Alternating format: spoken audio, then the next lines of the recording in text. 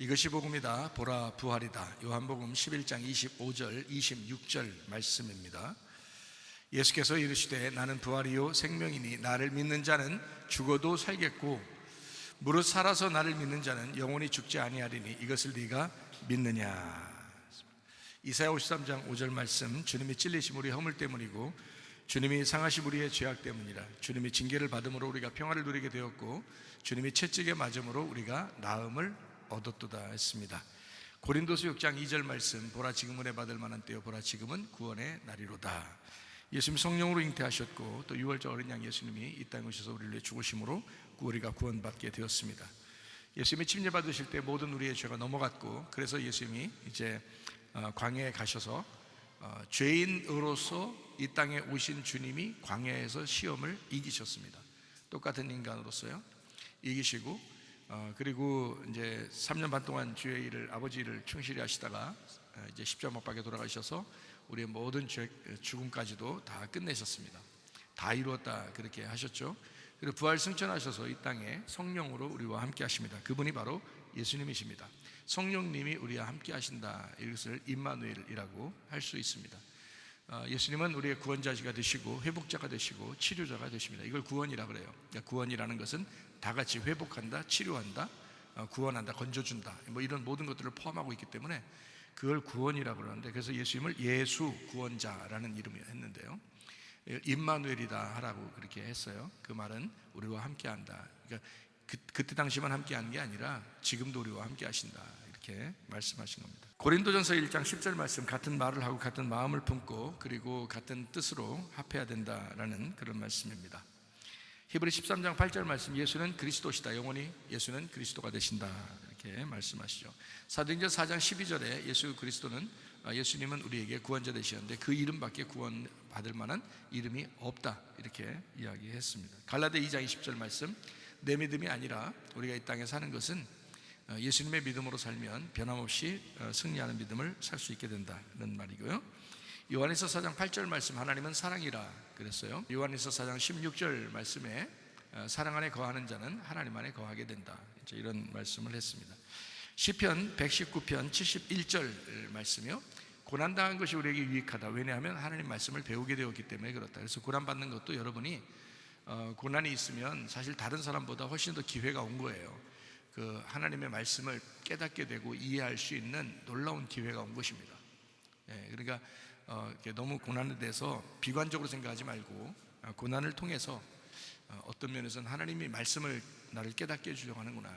여러분 생각에는 말씀 말고 돈 주세요, 말씀 말고 뭐 행복한 걸 주세요, 뭐 말씀 말고 다른 거 뭐 문제나 해결해 주세요, 말씀 말고 뭐 병이나 고쳐주세요, 뭐 이렇게 생각할지 모르겠지만 하나님 입장에서는 그래 좋아, 병도 고쳐줄 수 있고 뭐 경제적인 것도 회복시켜 줄 수 있고 가정의 문제들도 해결해 줄 수 있다. 하나님은 충분히 그런 분이다.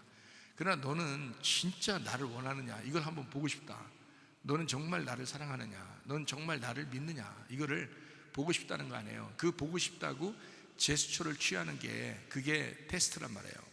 그런데 마귀는 그 하나님의 제스처를 이제 생각 안 하고 마귀는 무작정 넘어뜨려 보려고 하는 거죠. 그거를 이제 템테이션이라고 합니다. 똑같은 시험이란 단어인데 마귀가 하는 것은 템테이션이라고 그러고, 그래서 넘어뜨리려고 하는 거고요, 하나님이 하시는 것은 테스트라고 합니다. 믿음을 테스트, 시험해 보는 거예요.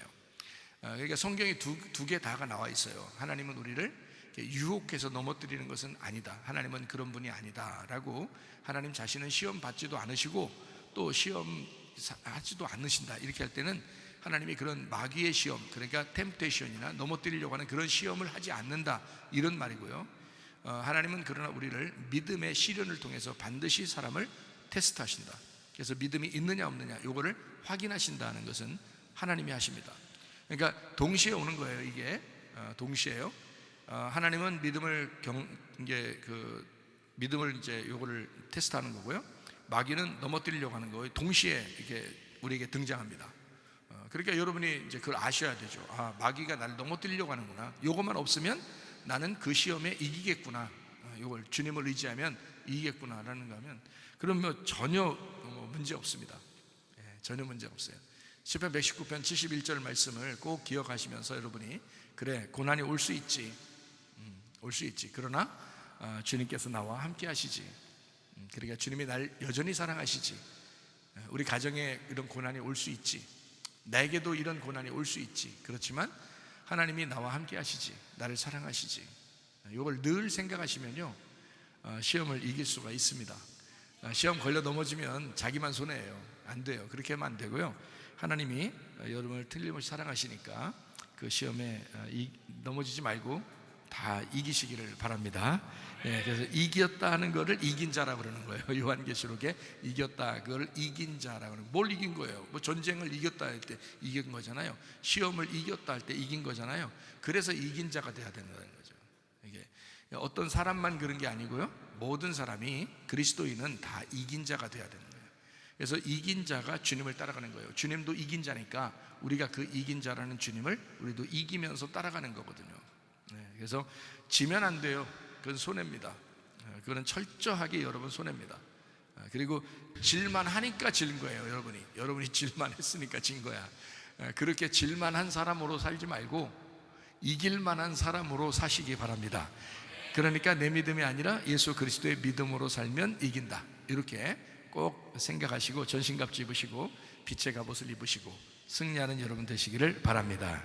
요한복음 11장 25절 26절의 말씀입니다. 예수께서 이르시되 나는 부활이요. 이 부활이요가 현재입니다. 현재, 지금 부활이요라는 말이고요, 생명이니, 요 생명이 지금 현재라는 말입니다. 지금 생명이다라는 말이에요. 옛날 생명이 아닙니다. 지금 생명. 나를 믿는 자는 이라는 말도 지금 믿는 자는 이란 말입니다. 이게 현재예요. 지금 믿는 자는 죽어도 살겠고 할 때, 죽어도 그러면 만약에 죽는다 할지라도 그런 말이에요. 과거 가정법이거든요. 만약에 죽는다 할지라도 살겠고 라는 말이 미래직설법입니다. 만약에 죽는다 할지라도 그건 살아있는 거나 마찬가지야 라는 그런 말이에요. 또 살아서 라는 말이요, 현재입니다. 지금 살아서, 무릇 살아서 나를 믿는 자는 현재, 지금 믿는 자를 말합니다. 누구나 영원히 죽지 아니하리라 할 때, 그 죽지 아니하리라, 이게 과거 가정법입니다. 만약에 죽었다 할지라도 이런 말이에요. 그래도 죽지 않는다는 거죠. 그게, 자, 이것을 네가 믿느냐 할 때 그 믿느냐가 지금 현재입니다. 요게요. 여기 이제 어떤 규칙, 법이 있거든요. 그런데 그게 현재를 사용했어요. 그러니까 지금 믿느냐 이 말이에요. 그러니까 앞으로 믿을 거냐도 아니고 옛날에 믿었느냐 이런 말 아닙니다. 지금 믿고 있느냐라는 말입니다. 지금 믿고 있느냐. 그래서 제가 천국을 얘기할 때 여러분에게 미래의 천국을 잘 얘기 안 하잖아요, 여러분한테요. 그거는 뭐 우리가 죽으면 가는 곳이니까, 그러니까 그런 걸 별로 얘기 안 한단 말이에요. 지금 천국이 내 안에 있는가, 지금 나는 천국을 살고 있는가, 요걸 자꾸 얘기하잖아요, 제가. 그죠? 왜냐하면 보라 지금이 은혜 받을 만한 때고, 보라 지금이 구원받는 때예요. 그래서 지금이기 때문에 앞으로의 천국 이런 거는 그건 미래예요. 여러분이 뭐 죽으면 그때 아는 거니까 그거는 의미가 우리한테 지금 현재는 없죠. 그죠? 그러니까 지금 내게 천국인가, 지금 나에게 부활이냐, 지금 내가 믿고 있느냐, 이게 중요한 거예요. 그러면 지금 믿고 있느냐, 믿음이 들어와 있겠죠. 그리고 지금 부활이면 지금 살아났다는 얘기죠. 그러면 이게 천국이죠. 그게 지금 영생하고 있는 거고, 그게 천국이잖아요. 그러니까 말씀 안에서 지금 내가 살아있는가, 이게 이제 중요한 거죠. 그게 천국이니까, 말씀이 천국이니까 그렇겠죠, 그죠? 자, 우리 그리스도인에게요, 부활은 있어도 부활절이 없습니다. 부활절은 하나의 절기를 나타내는 거잖아요. 그러니까 부활절이나 성탄절, 이거는 우리에게는 없습니다. 그리스도인들은요, 그리스도인들은 부활이 있는 겁니다. 우리 그리스도인들은 성탄이 있는 겁니다. 그러니까 어떤 면에서는 성탄이 부활인 거죠. 자, 성탄이라는 게 뭐예요? 거룩한 탄생이잖아요. 그럼 거룩한 탄생이란 말은 이 땅에서 태어났다는 걸 거룩한 탄생이라고 그래요? 하늘에서 태어났다는 걸 거룩한 탄생이라고 그래요? 하늘에서 태어난 걸 거룩한 탄생이라고 그래요. 그거를, 그러니까 예수님의 성탄은 사람들이 말할 때는 그래요, 하늘에 있는 하나님의 아들이 이 땅에서 태어나셔서 오셨으니까 거룩한 성탄이다라고 사람들은 얘기하죠. 그렇죠? 그 말이에요. 근데 우리가 성탄하지 않으면 그 성탄이 무슨 의미가 있겠어요? 예수님의 성탄이, 내가 성탄이 없는데 무슨 의미가 있겠냐고요. 그러니까 한마디로 말하면 하늘에 있는 하나님이 이 땅에 내려오셨어요. 중요하죠. 그렇지만 더 중요한 건 뭐냐면 내 속에 거룩한 탄생이 있어야 된다는 거죠. 내 속에. 그러면 내 속에 거룩한 탄생이라는 거는 땅에 태어남이 아니라 하늘에 태어남을 얘기하는 거죠. 그러면 하늘에 태어난다는 것은 다시 태어났다는 걸 의미하고 거룩하게 태어났다, 거듭났다는 걸 말하는 거잖아요. 그러면 내가 거듭난 것이 바로 뭐다? 내가 거듭난 날, 내가 거듭났다라는 게 뭐라? 성탄이란 말이에요. 그죠? 내가 다시 태어났잖아요. 내가 다시 태어났다, 하늘로서 다시 태어났다, 거룩하게 태어났다, 성탄이다, 이렇게 되는 거죠. 그러니까 예수님의 성탄도 중요하겠지만 그거보다 더 중요한 건 바로 나의 성탄이라는 겁니다. 내가 성탄하고 있느냐, 내가 진짜 거룩하게 거듭나서 하늘로서 태어났느냐, 그게 더 중요한 거죠. 그래서 부활도 마찬가지예요. 부활이 지금 요한복음 11장에 말하는 것은 지금 부활하느냐 이거거든요. 지금 네가 믿느냐 이거거든요. 그러면 자, 우리에게 부활절이라는 어느 날이 중요한 것도 있지만 예수님은 부활하셨죠. 그래서 부활을 기념하기 위해서 부활절을 사람들이 이제 하는 것은 이해가 된다 이거예요. 그것까지는. 그러나 내 속에 어떤 예수님에 대한 부활절도 중요하지만 그걸 기념하는 것보다 더 중요한 것은 내 속에 부활이 일어났느냐 하는 얘기입니다. 내가 진짜 살아났느냐 하는 얘기예요. 그렇죠? 그러니까 부활절이 있는 게 아니라 부활이 있는 거라는 거죠. 우리 속에 부활이 있어야 된다는 거야. 내가 부활해야 된다는 거야. 내가 살아나야 된다는 거예요. 말씀을 듣고 살아나야 된다는 거 아니에요. 너희가 죽은 너희들에게 말씀이 들릴 때가 오는데 그 말씀을 들으면 살아난다 그러잖아요. 그거 한번 찾아볼까요? 요한복음 5장 25절에 나와 있는 말씀이거든요. 진실로 진실로 너희에게 이르노니 죽은 자들이 하나님의 아들의 음성을 들을 때가 오나니 곧 이때라. 듣는 자는 살아나리라 그러잖아요. 말씀 들으면 사는 거예요. 다른 거로 사는 게 아니에요. 그러니까 말씀 듣는 그날이 부활이란 말이에요. 말씀 듣는 그날이 우리에게 부활절이라고. 그러니까 이 부활절은 한 번 절기로 끝나는 게 아니기 때문에 우리에게는 부활절이 없다. 무슨 말인지 알겠어요? 우리에게는 부활이 있다는 거지. 부활은 날마다 필요하니까, 부활은 날마다 살아나야 되니까, 날마다 말씀을 들어야 하는 거니까. 이해가 되겠죠? 그래서 그런 면에서 부활절을 무시하거나 성탄절을 무시하거나 그렇게 얘기해서 우리 교회가 이런 얘기하는 게 아니고, 성탄절이 있는 게 아니라 우리에게 부활절이 있는 게 아니라 어떤 절기를 지키는 게 아니다. 우리는 부활이 있어야 된다. 우리한테는 성탄이 있어야 된다, 이 말입니다. 날마다 거듭나셔야 하고 날마다 부활해야 된다, 하나님의 말씀으로, 이 말이죠. 그래서 여러분과 저에게는 날마다 부활이 있어야 된다라는 말을 강조한 것입니다. 부활은 절기로 지키는 것이 아니고 내 속에서 진정한 부활이 일어나야 되기 때문에 우리는 부활을 강조합니다. 부활의 아침은 늘 새롭게 우리에게 다가옵니다. 그러니까 어느 절기로만 따지면 여러분 부활절기에 예수님의 부활에 대한 이야기를 자꾸 설명하고 그러겠죠. 그럼 다른 날은요? 다른 날은 또 별로 안 하고 다른 얘기 엄청 하고 이렇게 해서 설교를 한다. 이상하잖아요. 그건 아니잖아. 그러니까 부활이라고 하는, 날마다 부활을 강조하는 우리들은 날마다 부활에 대한, 예수의 부활에 대한 이야기가 우리 속에서 넘쳐나야 된다는 겁니다. 그게 매주일마다, 매주일날, 그러니까 안식 후 첫날 부활했던 예수님을 매주일마다 사실 그 부활의 예수님을 찬양해야 되죠. 그 부활의 예수님께 기도하고 그 부활의 예수님께 예배하고 그 말씀을 들어서 살아나야 되고 다시 부활해야 되고 이러는 거잖아요. 그게 바로 우리들입니다. 그것을 제가 강조하기 위해서 여러분에게 말씀하는 것입니다. 그러니까 매일 아침이 싱그럽고 새로워져야 되는 것처럼, 매일 아침이 싱그러운 것처럼 부활의 새 아침은 늘 싱그럽고 새로워져야 합니다. 부활은 날마다 일어나야 합니다. 잠을 자고 나면 잠에서 깨어나듯이 매일 하루도 빠짐없이 계속되는 부활의 아침이 있어야 합니다. 여러분과 저에게는. 그래서 부활 절기가 아니라 우리에게는 부활이다. 그래서 부활은 지금 계속 우리 안에 일어나야 정상적인 그리스도인이에요. 그것을 저는 믿는 겁니다. 이게 좀 다른 사람하고 얘기하는 게 좀 다른데요. 다르면 비교하세요. 비교하시라고요. 그리고 비판 의식을 가지고 성경도 찾아보시고 한번 계산해 보시고 많이 생각하고 기도하고 다시 들으시라고요. 어떤 말이 더 맞는 건지 한번 생각해 보시라고요. 마태복음 27장 58절, 59절, 60절 말씀을 한번 보겠습니다. 빌라도에게 가서 예수의 시체를 달라 하니 이에 빌라도가 내주라 명령하거늘 요셉이 시체를 가져다가 깨끗한 세마포로 싸서 바위 속에 판 자기 새 무덤에 넣어두고 큰 돌을 굴려 무덤 문에 놓고 갔다, 이렇게 했습니다. 어떤 사람이면 아리마대 사람 요셉입니다. 이 아리마대 사람 요셉은 부자였어요. 이 부자 아리마대 사람 요셉이 빌라도에게 가가지고 예수 시체를 좀 달라고 그러는 겁니다. 예수 시체 달라고. 빌라도가 시체를 내주라고 또 명령을 했습니다. 그게 뭐라고 하면서 요셉이 그 시체를 가져다가 깨끗한 세마포로 쌌어요. 아주 존중했다는 얘기입니다. 그리고 바위를 파서 만든 자기 새 무덤에 안치했습니다. 자, 누가 들어가야 할 무덤이었죠? 누가 들어가야 할 무덤이었어요? 자기 가족 묘예요. 그게 자기 가족 묘. 그러니까 이스라엘에 가면 가족들 묘를 이렇게 바위로 팝니다.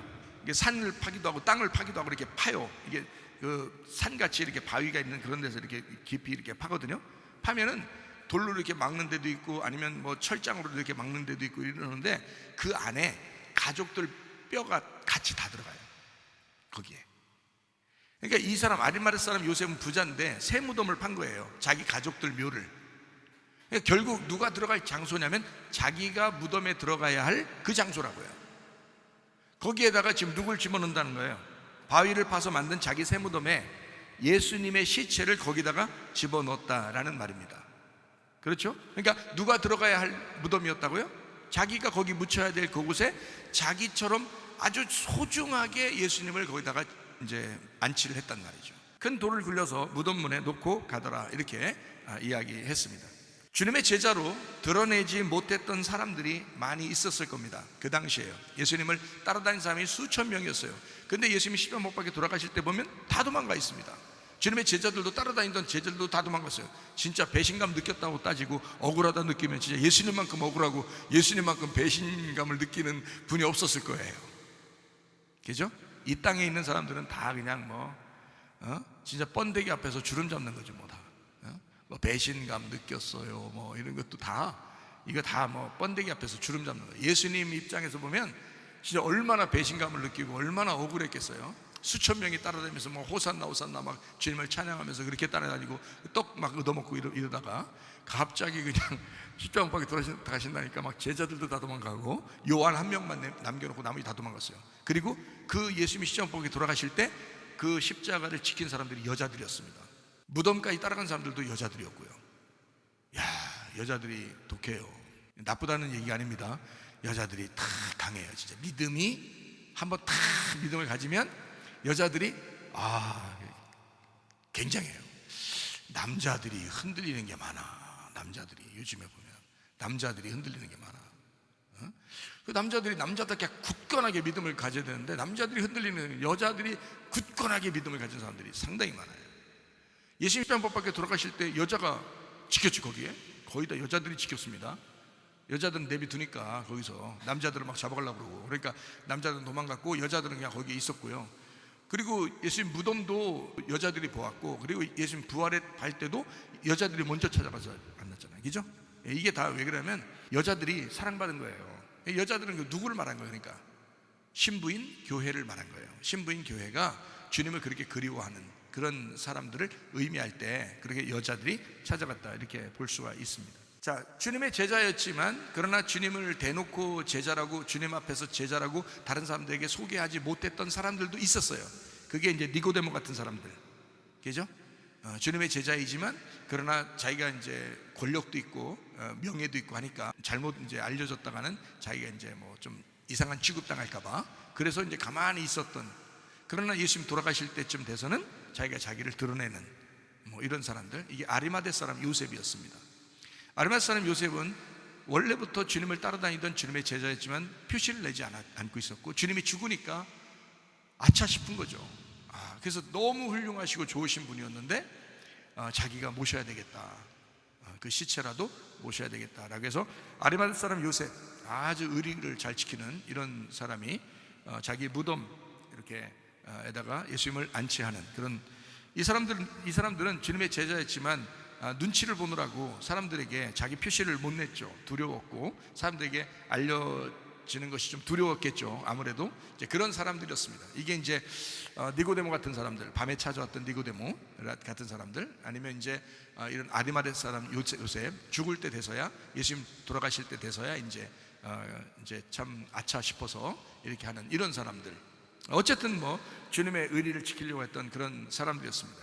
아리마대 사람 요셉이 예수님 죽으셨다고 이제 알았을 때 너무 안타깝죠. 그러니까 자기가 이젠 더 이상 내가 두려워해서는 안 되겠다. 사람들을, 예수님이 이렇게 십자가 못 박혀 돌아가시면서 우리를 위해서, 우리 죄인들을 위해서 죽으시는 분도 계신데 내가 이게 이렇게 여기서마저 내가 배신감 느끼게 하면 안 되겠다. 여기서마저 내가 주님을 배반하면 안 되겠다라는 어떤 그런 마음을 가졌을 수도 있겠죠. 그래서 더 이상 두려워할 것도, 눈에 보이는 것도 없었습니다. 이 빌라도에게 당당하게 주님의 시체를 요구합니다. 그때 당시에 빌라도라는 총독에게, 그 왕에게 가가지고 예수님 시체 좀 주세요. 그것도 예수님이 보통 죽으신 게 아니라요, 살인자와 똑같은 상태로 죽으셨고 살인자 강도처럼 그렇게 죽으신 예수님. 그러니까 한마디로 말하면 정말 그를 옹호하게 되면, 예수님을 옹호하게 되면 같이 죄인처럼 여겨지는 그런 시대. 그러니까 가장 로마에서 이제 사형을 내릴 때 가장 극형에 처하는 그 십자가, 그걸 당하신 그 예수님을 이렇게 자기가 이렇게 옹호하고 따른다고 얘기한다는 것은 이건 쉬운 일이 아니죠, 여러분. 오히려, 그죠? 그런데 빌라도에게 당당하게 주님의 시체를 요구합니다. 아리마대 사람 요셉, 놀라운 사람이죠. 참 가장 힘들고 어려울 때 함께하는 사람이 진짜 친구라고 그러죠.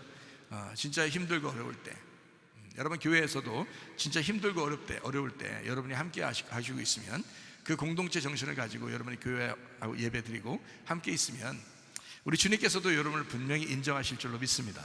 반드시 하나님께서도 여러분 외면하지 않을 것입니다. 자, 시체까지도 사랑했던 한 사람, 아리마대 사람 요셉, 시체까지도 사랑했던 그 한 사람. 자, 살아있을 때 사랑하는 것은 좋지만, 그죠? 근데 죽었을 때 그 시체를 사랑했다? 이거는 보통 감정을 갖지 않고서는 그럴 수가 없죠. 보통 감정 갖지 않고서는 그렇게 할 수가 없잖아요. 진짜 사랑했다는 얘기예요, 아리마대 사람 요셉. 자, 그런데 이제 또 여기서 한 사람, 예수님을 정말 사랑했던 또 한 사람이 나옵니다. 그게 바로 누구냐면 요한복음 20장 15절에 예수께서 이르시되 여자여 어찌하여 울며 누구를 찾느냐 하시니 마리아는 그가 동산지기인 줄 알고 이르되 주여 당신이 옮겼거든 어디 두었는지 내게 이르소서, 그리하면 내가 가져가리이다. 자, 시체 또 한 명이 달라겠습니다. 그러니까 시체 쟁탈전이네. 시체 쟁탈전. 자, 아리마대 사람 달라겠죠. 아리마대 사람이 요셉이 달라겠죠. 그래서 가져갔죠. 근데 없어진 거예요. 무덤에 가보니까 무덤에 가보니까 없어진 거예요. 이때 부활을 생각했다면 마리아가 이렇게 울면서 기다리지는 않았을 텐데 생각이 안 난 거예요. 그래서 딱 뭐라고 했냐면, 거기 누가 있길래 물어본 거죠. 시체 어디다 혹시 어디 딴 데 갖다 놓은 거 아닙니까? 당신이 그랬다면 갖다 주세요. 제가 가져갈게요. 시체 가져가려고 했던 겁니다. 자, 이렇게 막달라 마리아도 주님의 시체를 요구했습니다. 자, 얼마나 사랑했는지 아시겠죠? 아리마대 사람도 사랑했지만 막달라 마리아도 굉장히 주님을 사랑했습니다. 그렇죠? 자, 시체까지 달라고 하는 거 여러분 쉬워요, 안 쉬워요? 안 쉽습니다. 자, 시체가 지금 3일 됐어요. 시체가 죽은 지 3일 됐다고요. 3일이 지난 시체면 여러분 어때요? 냄새가 나겠어요, 안 나겠어요? 냄새 나겠죠? 그걸 달라는 거예요. 그거를. 막달라 마리아가. 그러니까 이런 거 생각해 보면요, 진짜 보통 사랑한 게 아니에요. 이 사람들이 장난 아니야. 예? 우리들이 뭐 주님 사랑합니다 하는 이거 뭐 아무것도 아니야. 진짜 이것도 번데기 앞에서 주름 잡는 거야, 진짜. 이 사람들 주님 사랑하는 거 보면 진짜 시공간을 초월해서 대단합니다. 이 사람들 주님 사랑하는 거 보면 얼마나 주님을 사랑했는지 알 수 있는 장면이죠. 그렇죠? 틀림없이 우리가 이렇게 가만히 내용을 보니까. 그러나 잘 기억해 보시기 바랍니다. 다시 한번 생각해 보시기를 바랍니다. 아리마대 사람 요셉이라는 부자는 주님의 육체, 그 시체를 가질 수 있었습니다. 그래서 자기 무덤에 가져다 놓을 수 있었어요. 그런데 심령이 가난한 이 막달라 마리아가 부자였다 이런 말이 없어요. 성경에는 심령이 가난했던 이 막달라 마리아, 주님의 육체, 그 시체를 가질 수가 없었습니다. 아리마대 사람 요셉은 성경에서도 부자라고 나옵니다. 부자인 아리마대 사람 요셉은 예수님의 시체를 가질 수 있었습니다. 그래서 자기가 판 무덤에 자기가 갖다 놓을 수 있었어요. 다시 말하면 자기가 묻혀야 할 그 무덤에 예수님을 거기다가 놓을 수 있었고, 영원히 자기 무덤에다 가두어 놓을 수 있었습니다. 그렇죠? 그러니까 자기 거가 된 거죠. 아리마대 사람 요셉은 부자였고, 그 부자인 아리마대 사람 요셉에게는 예수님의 시체를 가질 수 있는 특권이 주어졌다는 얘기입니다. 근데요, 이 마리아는 예수님의 시체를 가질 만한 그 권리가 없었습니다.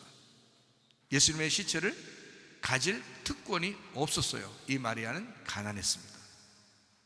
자, 여기서 포인트죠. 잘 생각해 보면 이 막달라 마리아, 이 마리아는요, 주님의 부활을 목격한 최초의 사람이 되었습니다. 심령이 강한 여자, 영이라는 천국을 소유할 수 있었습니다. 성경은 가난한 사람의 책일까요? 부자의 책일까요? 어떤 걸 얘기해도 다 답은 됩니다. 어때요? 아무거나 대답해 볼까요? 여러분, 이 책은 부자의 책이다, 아니면 가난한 사람의 책이다, 어떤 책일까요? 어떤 걸 얘기해도 다 맞다니까요. 너무 두려워하지 마세요. 자, 이 성경책은 부자의 책입니다. 잘 한번 생각해 볼까요? 만약 심령이 가난한 사람의 책이라면 이 책은 필요가 없습니다. 이미 천국이 저의 것이기 때문입니다. 이해가 되겠어요? 그런데 만약에 여러분이 부자라면 이 책은 아직도 여러분에게 필요한 것입니다. 왜냐하면 우리는 부자니까 부자의 책이 필요한 거거든요. 가난한 사람은 이미 천국이 우리 안에 임했기 때문에 이 책이 필요가 없거든요. 그렇다고 해서 여러분 예수님 말씀 좀 알았다고 해서 막 성경책 내 동생이 치고 막 이러면 안 됩니다. 그러라는 의미가 아니죠. 그런 사람은 더 소중하게 여기죠, 말씀을. 이 책은, 성경책은 특별히 부자의 책입니다. 부자가 가난한 사람이 되면 완성되는 책이 성경책입니다. 그래서 가난한 사람이 되면 성경책이 더 이상 필요가 없게 되는 거죠. 그렇다고 해서 필요 없다는 얘기가 아닙니다. 제가 말하는 거 아시죠? 필요합니다. 늘 필요하고 늘 우리에게 우리를 이제 다듬고 정리하는 그런 책이죠. 얼마나 감사한지 모르죠. 우리 안에는 가난한 거지가 살아요, 아니면 부자가 살아요? 부자가 살아요. 우리 안에는 늘 부자가 삽니다. 부자를 가난하게 만드는 그 경로가 우리 마음 안에 있습니다. 그래서 이 마음을 성경에서는 땅이라고 그러는 겁니다. 땅. 그래서 땅을 갈아엎어라, 이거를 예배라 그러는 거예요. 너희의 마음의 땅을 갈아엎어라. 그래서 이걸 예배하고 농사지어라, 이렇게 말하는 겁니다. 농사지으라고 인간 만들었어요. 다시 말하면 예배하라고 인간을 만들었습니다. 그 어디를 예배하라는 거예요? 어디를 농사지라는 거예요? 자기 마음입니다. 자기 마음을 농사지어서 자기 마음을 예배해서 길가밭이, 돌짝밭이, 가시밭이 좋은 밭 될 때까지 기다리는 거예요. 이걸 농사지라, 그걸 예배해라, 그런 말씀입니다. 그래서 여러분이 이 마음의 땅을 가만히 생각해보고 여기서 움직이는, 다시 말하면 부자가 가난하게 되는 그 경로가 있단 말이에요. 그 길이 있단 말이에요. 그 지도가 있단 말이에요. 그래서 마음의 지도를 잘 따라가셔야 된다고. 마음의 지도를 잘 따라가시면 천국을 이제 발견하게 되는 거예요. 그러니까 마음의 지도를 잘 따라가시라고요. 이게 이제 농사 짓는 거예요. 예배하는 거란 말이에요. 그래서 여러분에게 오늘도 말씀을 증거해주고 예배할 때 이 설교를 하는 것은 여러분에게 마음의 지도를 그려주는 것입니다. 그 따라오라고.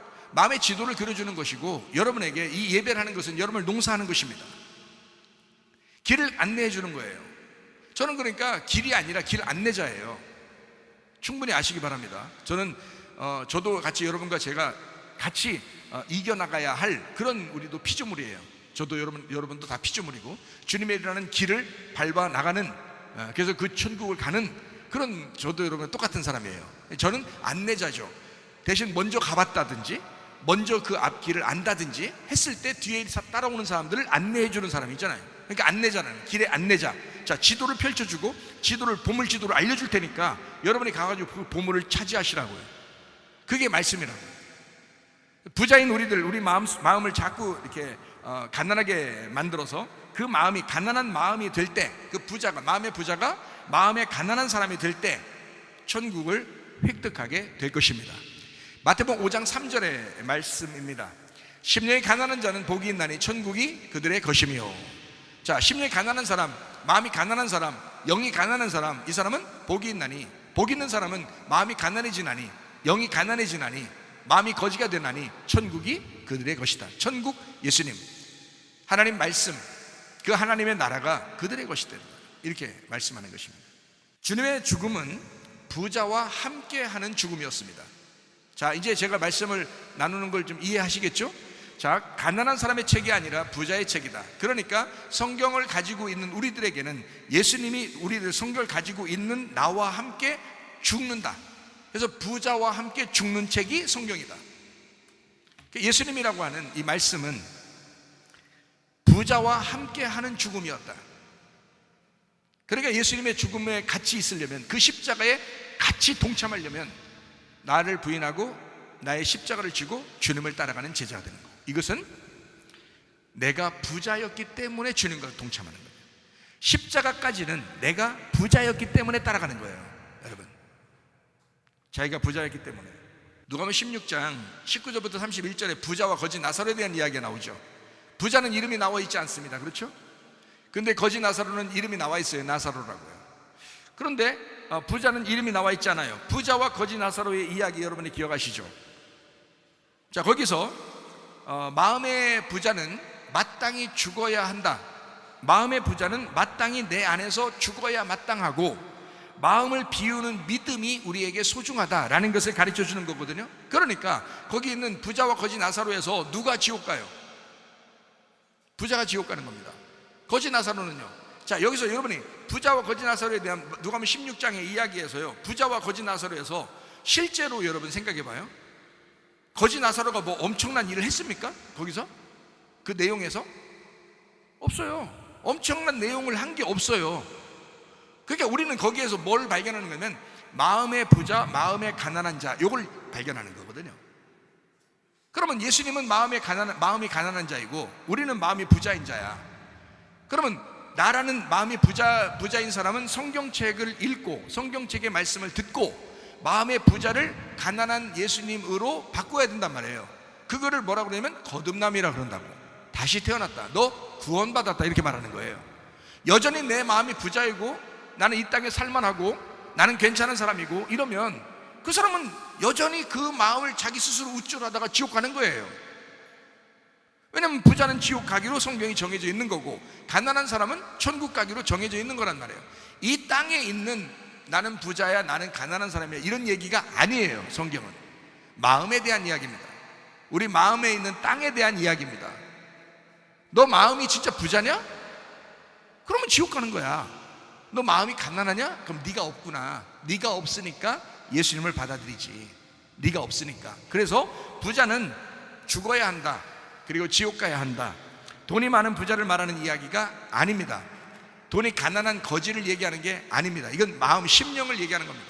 돈은 있어야 되고 그래야 선교도 하고 구제할 수도 있습니다. 돈이 없어서 자랑할 필요도 없는 거예요. 나 돈 없으니까 천국 갈 거야. 그게 자랑이에요? 그거 아니라고요. 돈이 있어야 선교도 하고 구제도 하죠. 교회도 봉사하고. 돈도 하나도 없으면 힘들잖아요. 하고는 싶은데 마음뿐이에요. 한마디로 말하면 사랑합니다, 마음만은요, 이렇게 말합니다. 맨날 생일날 선물도 안 해주고 내가 마음만 사랑하는 거 알지? 어떻게 아는데? 어떻게? 둘이 남녀가 사귀는데 이번에 1년 됐어. 사귄 지 1년 됐어. 내가 마음으로 사랑하는 거 알지? 1년 지났어요. 내가 마음으로 사랑하는 거 알지? 3년이 지났어요. 내가 마음으로 사랑하는 거 알 거야. 이거 10년 해봐라. 10년 해봐. 마음이 있으면 말이에요, 뭐라도 주고 싶은 거예요. 하나님이 마음이 우리를 사랑하니까 하나님이 뭐래도 우리한테 주고 싶었던 거야. 그게 자기 아들이었던 거예요. 여러분이 주님 사랑한다면 뭐래도 주고 싶을 거 아니에요? 주님 앞에. 여러분이 교회를 사랑한다면 교회에 뭐래도 주고 싶을 거 아니에요? 여러분이 성문 기도학교를 사랑한다면 뭐래도 주고 싶을 거 아니에요? 마음만 사랑한대. 거짓말 치지 마세요. 착각입니다. 그건 사랑하는 게 아니에요. 뭐 기도하겠습니다? 기도는 주면서 해. 기도 주면서. 그래도 충분히 기도할 수 있어. 그런 사람이 더 기도해. 그렇게 아주 머리 굴리지 마세요. 하나님을 머리 굴려서 만나려고 하지 마세요. 하나님 그렇게 여러분 머리 굴리면서 이렇게 계산하면서 하나님 만나려고 하면요, 하나님도 여러분 계산하십니다. 하나님도 여러분 계산하십니다. 그러면 여러분 하나님 못 만나요. 하나님이 여러분 계산하면. 필레오 사랑으로 완성해야죠. 사랑을 주님이 아가페 사랑했는데 우리도 그 필레오 사랑으로 아가페를 완성해야죠. 그게 진짜 사랑이지. 말로만 주여 주여 뭐 사랑합니다 사랑합니다 말로만 그 하루에 한두 번이지. 그건 한두 번, 진짜 없을 때 한두 번이지. 진짜 사랑하면 부지런하게 일할 것입니다. 어떻게든지 뭔가 버릴 것입니다. 어떻게든지 살려고 할 것입니다. 주를 위해서 뭐라도 드리고 싶을 것입니다. 이해가 되시겠어요? 이게 사랑이지. 말만 무슨 뭐 사랑 타령하고 그거 안 됩니다. 성경에서는 돈을 잘 버는 것을 비난하지 않습니다. 성경에서는요, 건전한 방법으로 돈을 버는 것은 아주 좋은 일입니다. 그래야 주님의 일도 마음껏 할 수 있기 때문에 이건 아주 선한 일이고 좋은 것입니다. 그러니까 돈 버는 것에 대해서 여러분 너무 이렇게 죄책감 갖고 그러지 마세요. 돈을 많이 벌어야 여유가 있어야, 그리고 이제 자녀들이 잘 되고 자기는 이제 좀 나이가 먹어가고 그러면 자녀들한테도 가져라 하세요. 봉투 하나씩 준비해가지고 봉투 열렸네 하면서 좀 가져라 하시라고. 그래서 그걸 가지고 떳떳하게 쓰시면서 그렇게 사시는 게 훨씬 더 좋습니다. 오히려 내 안에 가득한 불안과 초조, 그리고 공포와 두려움, 게으름과 나태함, 그런 것은 오히려 내 마음의 부자를 의미하는 것입니다. 게을르다, 나태하다, 막 두려워한다, 슬퍼한다, 막 내가 내 마음으로 생각으로 꽉 차 있다, 이런 것은 오히려 부자입니다. 마음의 부자. 성경에 말하는, 그러니까 진짜 돈에 대한 것만 이야기하는 게 아니에요. 성경은 우리의 마음의 상태를 설명하는 것입니다. 자, 무슨 말인지 이해가 되시죠? 그래서 죽어서 무덤에 들어가야 할 부자, 바로 나 자신을 말합니다. 그러니까 내 자신이 무덤에 들어갈 때까지 필요한 게 뭐다? 성경책이다. 자, 이제 이해가 되시겠어요? 보세요. 자, 내가 이제 성경책 들고 오늘 살아갑니다. 오늘 내가 죽었어요. 그럼 하늘나라 올라가면 내가 보던 성경책이 거기 와 있을까요? 아니겠죠? 그럼 하늘나라 올라가면 거기 가서 또 내 책 어디냐, 거기서 주는 성경책 따로 있어가지고, 하나님이 주시는 성경책 따로 있어가지고 거기 가면 또 성경책 줘서 거기서 읽어볼까요? 아니겠죠? 아닙니다. 이 땅에서만 필요한 게, 내가 죽을 때까지만 필요한 게 성경책이에요. 그러면 부자가 죽었으면 성경책 필요할까 안 필요할까? 안 필요하죠. 부자가 죽었으면 가난한 사람이 됐잖아요. 그죠? 아브라함 품에 임했잖아요. 그게 말씀을 깨달았다는 얘기입니다. 그 말씀을 깨달았다. 그때까지 우리는 부자인 거예요. 부자는 날마다 말씀을 들어야 하고, 부자는 날마다 말씀을 사모하셔야 합니다. 그래서 여러분이 이 땅에 사는 동안에는 늘 부유하다 이 말이에요. 게으르고 나태하고 막 초조하고 우울하고 괴롭고 병들고 문제가 생기고 화나고, 이런 모든 것들이 다 성경이 필요하다는 증거입니다. 내 마음이 부유하다는 증거라 이 말이에요. 부자는 죽어야 합니다. 그게 바로 나 자신이니까. 자, 그가 악한 자들과 더불어 자기의 무덤을 마련하였다라고 했습니다. 이사야 53장 9절 말씀입니다. 그는 강포를 행하지 아니하였고 그의 입에 거짓이 없었으나 그의 무덤이 악인들과 함께 있었으며. 자, 그 악인들이 누굴까요? 나예요. 나라는 악인과 함께 죽었단 말이에요. 그가 죽은 후에 부자와 함께 있었도다. 이거는 이사야 53장 9절에 이미 예언되어 있는 말입니다. 예언되어 있는 이 말대로 예수님이 죽어서 부자의 무덤에 가신 거예요. 어때요? 얼마나 성경이 정확합니까? 자, 누가 죽어야 하기 때문에? 부자의 무덤 안에 부자가 들어가 있어야 되니까 예수님이 거기 들어간다는 말이에요. 죽을 때는 거기로 들어가 있다 이거야. 자, 거기서 부자의 무덤 안에 자기가 죽었어요. 그래서 들어갔어요. 자, 그거로 끝나나요? 아니죠. 이제 이 부자가 다 벗겨지면 가난해지겠죠. 그럼 그 부자를 벗고 나오는 것입니다. 그게 부활이라고 그러는 거란 말이에요. 이것이 우리 마음 안에 다 이루어진단 말입니다. 이 말씀이. 그러니까 그의 죽음이 부자와 함께 있었다. 그가 폭력을 행사하지 않았고 그의 입에 속임수가 없었기 때문이다. 그는 죄를 짓지 않았다. 그러나 부자의 집에, 부자의 무덤에 들어갔다. 이런 말이거든요. 자, 이사야 53장 10절 말씀입니다. 여호와께서 그에게 상함을 받게 하시기를 원하사 질고를 당하게 하셨은즉 그의 영혼을 속건제물로 드리기에 이르면 그가 씨를 보게 되며 그의 날은 길 것이요 또 그의 손으로 여호와께서 기뻐하시는 뜻을 성취하리로다. 그를 상하게 하는 것이 주님을 기쁘시게 하는 것이었다. 왜냐하면 주님의 뜻이었다 이 말입니다. 아버지 하나님의 뜻이었다. 그가 죄가 없었지만 하나님 아버지는 그것을 그렇게 정하셨다. 고난에 두셨다. 자기 아들을 고난에 두셨다. 그래서 주께서 그의 혼을 속죄의 제물로 만드셨다 이렇게 하는 거죠. 그리고 자신의 씨를 본다. 자신의 날들을 늘리고 주의 기쁨이 그의 손에서 번창하리로다. 주님은 죄가 없었지만 죄인과 함께 죽으셨고 그리고 그렇게 고난을 당하셨다라는 말씀입니다. 예수님을 진심으로 사랑했던 두 사람이 있습니다. 하나는 죽어야 할 마음의 부자였고 하나는 부활의 영광을 목격할 마음의 가난뱅이였습니다. 이해가 되시겠죠? 아리마대 사람 요셉과 마리아에 대한 이야기입니다. 우리의 마음에도 자기를 넘치게 가지고 있는 부요함을 무덤에 장사시키고 주님을 넘치게 가질 나의 가난함을 부활시켜야 하겠습니다. 이것이 여러분과 제가 해야 할 우리 마음 안의 농사예요. 마음 안의 예배입니다. 우리의 속에서 부활을 방해하는 자가 적그리스도입니다. 적그리스도 역시 어디 다른 데서 찾으려고 하지 말고 그 적그리스도는 가장 큰 그리스도의 대적자, 그 안티크리스토스, 이 가장 큰 그 대적자는 바로 당신임을 기억하시길 바랍니다.